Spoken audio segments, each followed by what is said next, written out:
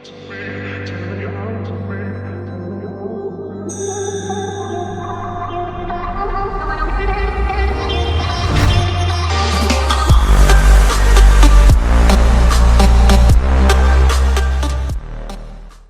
this video reaches 1,000 likes, we'll be giving away 2 FR t-shirts for the Moliminous store, including the Rare Rarity and Daring Do variants.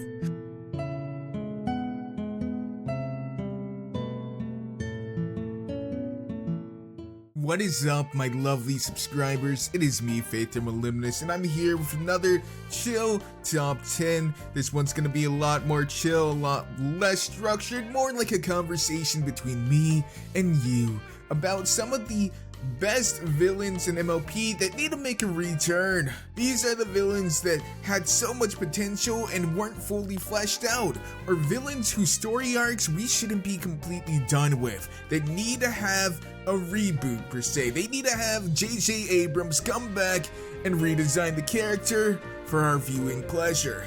I think that might be the entire MLP's season budget, but it is well worth it, damn it. Add some lens flares. Keep in mind, this is my list, and you don't have to like my list by any means, but I don't have to like the same villains as you. Number 10, Azaer. So the whole Daring Do arc is kind of complex in the sense that it wasn't originally intended to be real, or real in the show at least. It was supposed to be a one-off little thing for Rainbow Dash to start reading. And the character was so heavily based on her because of that. But because they envisioned Rainbow Dash seeing Daring Do as her, they just kind of had to stick with that kind of vision. So now Daring Do is just a Rainbow Dash recolor. You know, your show's good when your own characters are just recolors of other characters. That's meta as fuck. But Azaer was the main villain in that whole series, and we've seen bits and pieces of him, but there's no real motive that we know of. What is his endgame? Where did he come from? What even is he? There's so much they could dive into. And why is he still running around without the elements of harmony being called to go ahead and shut this guy down? Number 9, Diamond Dogs. Look, I know Rarity defeated these vicious dogs that can just claw through stone and earth with ease as if it was butter. But were those the only diamond dogs in the world? Like, is that it? Is this all we get? Just these 3? I'm kind of curious about their entire society and their hierarchical system. Like, is there a diamond dog prime minister or president? Is there some sort of system in place for a society? I just want to see these characters come back. They're not exactly evil per se. They are doing what they're doing for their livelihood, for their lives. They're mining gems, and ponies do have the ability to sense where they are. It kind of puts them at a huge advantage. Not only that, but it seems like the ponies drastically take all the gems for their own consumption. It is like kind of pushing them up against the wall. And probably the reason why they didn't flesh it out as much as they could be for certain fears of being too political. Regardless, I would like to see these characters at least come back once more, maybe in a different light that we could see them in. Not all diamond dogs are evil. That's a problem that MLP has. They paint an entire race as being evil, and for a show that propagates the spirit of friendship, that might not be something you want to do. Number 8, Lightning Dust. This one is kind of weird because it was Rainbow Dash's wing pony. This was her captain for the duets for the Wonderbolts Academy. And yeah, she was reckless. She was kind of a dick, but she was an amazing flyer, and she had dreams and aspirations just like Rainbow Dash. The problem is she put the elements of harmony in danger. If something happened to even one of the main 6, that would be a national crisis because the elements of harmony can no longer be used. Because of this, she is pretty much dishonorably discharged from the Wonderbolts. But that's all we see of her. We see her being discharged. We don't stop to think, a lot of us don't at least, that that's literally her dream. Her dream is being crushed in front of our eyes. All she cares about is flying and that's being taken away from her. Her chance for greatness. What does that actually do to her? Where is she now? There were so many thoughts that I had of what could have happened to her that I just wish that the show at least touched upon it. Now, I don't think they're gonna do anything too insane like make her suicidal, but they could definitely make her depressed. There could be all kinds of things that they could do with this, but this is like when Pinky thought she could no longer do parties. What do you do when you're no longer allowed or able to do your special talent? A society that puts so much emphasis on your cutie mark and being able to perform your functions of said cutie mark, what happens when you can't? Number 7, the Shadow Boats. You guys remember when Nightmare Moon was trying to tempt Rainbow Dash into the dark side, and she created an entire new team just to do it. Well, didn't she just create life? She literally created an entire flying team and then they disappear. But we know they have to be at least somewhat still in the universe, because in the mirror world, the Shadow Boats is an entire school of people. And I'm just curious what this actually means for them. Are the Shadow Boats an entity in Equestria? Did Luna literally create life just to try to tempt Rainbow Dash? And did she really have that kind of power? It would be an interesting concept. Not only of the fact that they're evil and they were created by Luna, but in the fact that the Wonderboats have no competition that we know of. There's literally no other flight group in Equestria who can provide a competition source for the Wonderboats. This would be interesting to finally have someone to compare the Wonderboats to. Number 6, the Maniac. So the Maniac's entire concept of a character kind of calls in question reality itself in that world, because it's an alternate world based upon a comic book.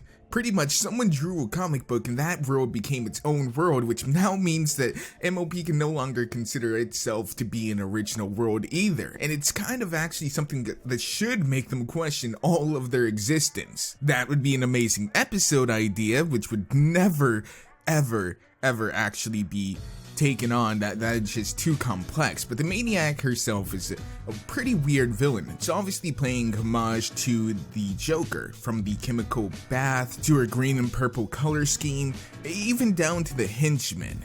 She has a gimmick that's completely different than the Joker, being able to control her hair like tentacles, but she has a broken, shattered past. She is a victim, essentially, and she actually needs help. It seems like the chemical bath did do something mentally to her, that her spirit itself is broken. Just like the Joker himself, she's actually just as much a victim as she is someone who makes other people victims. In her mind, she sees what she's doing as justified, because life is cruel and this world is cruel, and that is why she does what she does. It's the natural order. She doesn't see herself as evil. She doesn't see the other people as necessarily good either. The complex moral gymnastics that this raises would be an interesting concept in itself, and it could even be simplified for younger audiences. Would it ever actually be tackled in that manner? No, but MLP does have a history of reforming some of the most egregious villains, so it really wouldn't be too surprising that she may come back as a sort of character to be reformed, that world would be better off if she was reformed. I think it could be a possibility that could happen sometime later in the future, and I think MLP would be better for. It tackles subtle nuances that we haven't really ever gone into, that good and evil are extremely subjective, and that not every villain is actually a villain. Some people just are victims that need help. Number 5, Nightmare Moon. Nightmare Moon has an amazing story arc within the comics. Nightmare Moon in the comics, spoiler alert, is literally another entity that takes control of another person and makes their heart desires all that they seek out. And here's the kicker.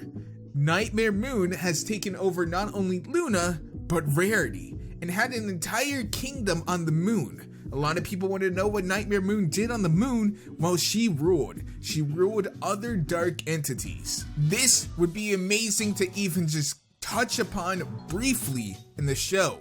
I think a lot of us would like to see some of the things that are done in the comics be done in the show, simply because ain't nobody got time to read that. That's like 3 paragraphs worth of text. I'm not gonna read that. Plus I have to buy it and just put it on TV, make a story out of it. Number 4, Flutterbat. Fluttershy is a timid, small, shy character. It's even in her name. And we love to see her go to the extreme opposite end of her personality. From Flutter Hulk to the Grand Galloping Gala mishap to Flutterbat, when yes, she somehow becomes a vampire fruit bat by staring at herself. Or it actually doesn't make sense if you stop and think about it. It makes 0 sense. But Flutterbat is amazing. She's a super badass Fluttershy version who can fly faster, hit harder, and really doesn't care about anyone else besides her and her apples. They tease that she's still a vampire fruit bat at the end of the episode by having a subtle little wink to the camera when she has her fangs still in her mouth before it closes. And it's just like, we thought this was gonna come back in the Halloween episode. Nope. She's just wearing fake vampire teeth and fake ears. Of course she is. You know, this would have been a perfect time for you to reuse that, but of course you didn't, and you dropped the ball. You dropped the ball. Number 3, the Dazzlings. So these high school age or high school looking age individuals got their way through life by hypnotizing everyone and making them do what they wanted. Whether that be they got mansions, monies, cars, whatever. They were able to get it with their voice and magic. They never really had a reason to learn how to live like a normal person in the society. That all changes when the Rainbooms come and destroy their pendants, destroying their voices and their ability to collect magic.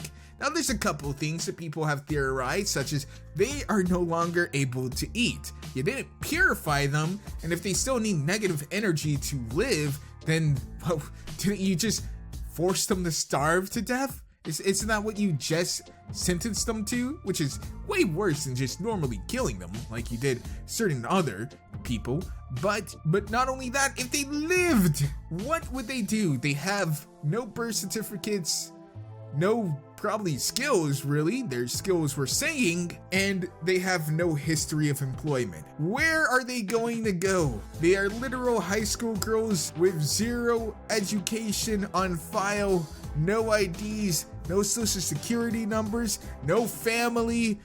What do you think is going to happen to them? This is something that I know they're not going to touch on as dark as I want them to go, because you gotta remember, it's a kids show. Despite how many weird grown adults like this show, it through and through is a kids show. Oh, except for this number 2 spot, Sombra. Because they straight up killed him. Yeah, they straight up killed this guy. I think this is the most violent scene in MLP. First they break his horn off, and then they literally kill him. We literally see him never again. And his character wasn't even that fleshed out to begin with. He barely had words, and what he did have was just crystals. We're not really sure why he turned evil, or if he did what he did for the betterment of his society, but we'll never know that because they straight up killed him. Now, I would love to see something that makes it so that they're not just a bunch of murderers running around free of guilt and free of any kind of legal repercussions, and that Sombra comes back in some sort of other form and he's able to have an actual character. For those of you who are nerds and read the comics, yes, I realize the comics do touch on this, but even the comics drop the balls multiple times with his story. And the number 1 villain that I want to see returned is, well, it's obvious, isn't it? I think half of you guys already know. It's Sunset Shimmer. Yes, Sunset Shimmer isn't exactly a villain anymore, but I just want to see her come back to Equestria. Come on, shimmy on over here. Shimmy across the portal. Yeah, come chill with the main 6. make EQG canon again, make MLP great again. As always, guys, I hope you enjoyed. This is just my little list. This was more chill. I hope you enjoyed that. I do enjoy doing scriptless chill commentaries, and I hope it wasn't too rambly, and I hope you guys enjoyed. As always, it's been Faith or Moliminous. Thanks for watching. Support my team and all that they do as well. And I'll see you guys next time. Stay awesome, Pony Nation.